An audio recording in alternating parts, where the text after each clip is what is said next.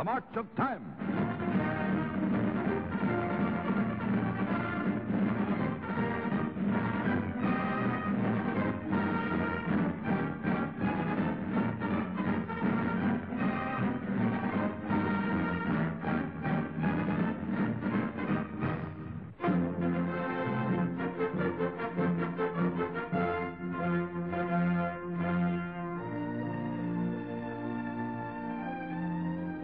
In San Francisco, the local chapter of an amazing American movement holds its weekly meeting.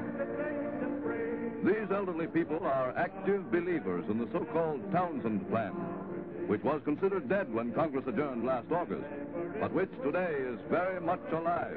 From the curse of poverty.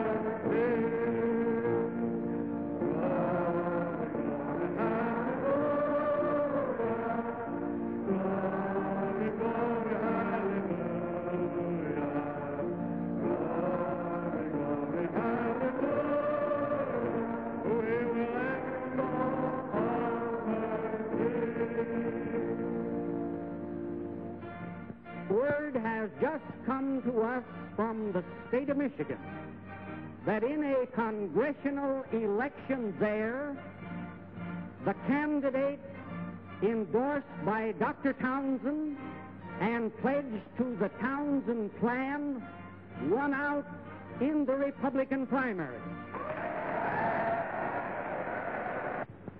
May I ask a question? Do my wife and I both get the pension? Yes, husband and wife will each receive $200 a month. I'm over 70. How long will I have to wait to get the pension?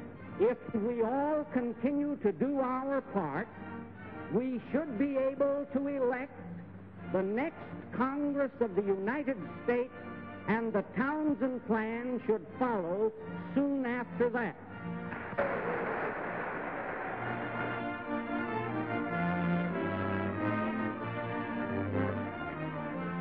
Francis Everett Townsend, a country doctor long experienced in human suffering, sat up nights trying to find a simple cure for the nation's economic depression. At last, conceiving a formula, he took it to his shrewd friend, Earl Clemens. Well, Earl, now that you've thought it over and studied my figures, what do you think? Doctor, I've searched the library and have proven the plan economically sound. It's a great idea, and we can put it over. We'll call it the Townsend Plan. What do you say? Fine. For 2 years, the Townsend Plan is obscured by other schemes to save the nation. Upton Sinclair and his epic plan are driven from public life by the voters of California. Huey Long and his plan, the Share the Wealth movement, come to a sudden end in Louisiana. The radio priest, Father Charles Edward Coughlin, passes his peak. The country's war veterans, urging cash payment of their $2 billion bonus as a recovery measure, are twice rebuffed in 2 years for the sake of national economy.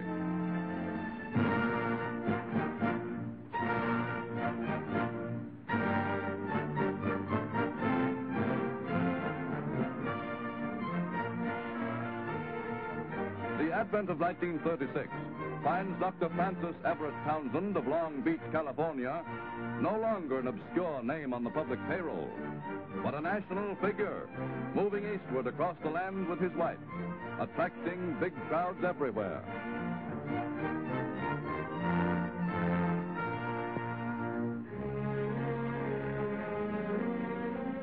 In Washington, newly established Townsend headquarters are an anthill of activity. Out go letters, literature,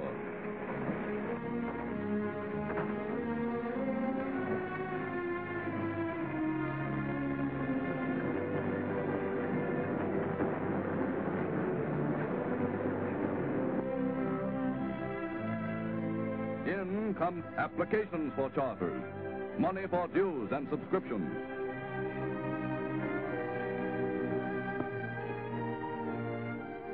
Townsend clubs spring up in thousands of American communities as eager oldsters sign up to help save their country and to obtain steady incomes for themselves.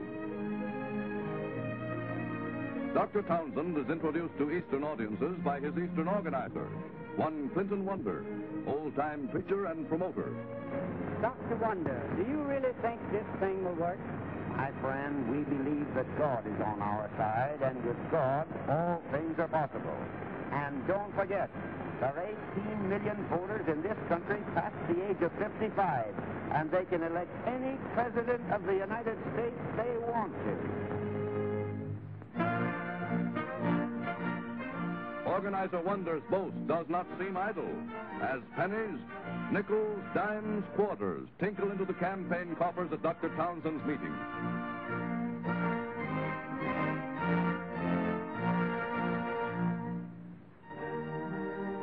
The Social Security plan of the administration is wholly unfair, inadequate, and unjust.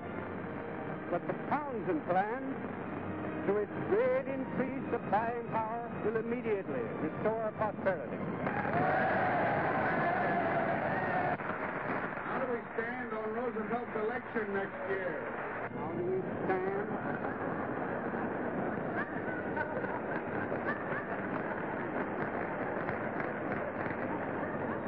I'll tell you how I stand. I'm going to lie down on it.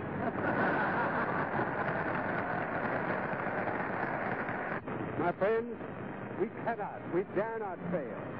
Our plan is the sole and only hope of a confused and distracted nation. We have become an avalanche of political power that no derision, no ridicule, no conspiracy of silence can stem.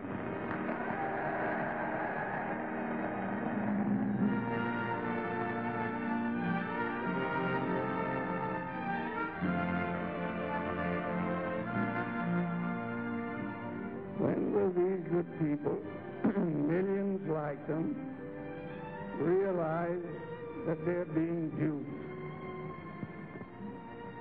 The idea of involving 1/2 the national income annually in a pension scheme is wild. Time marches on.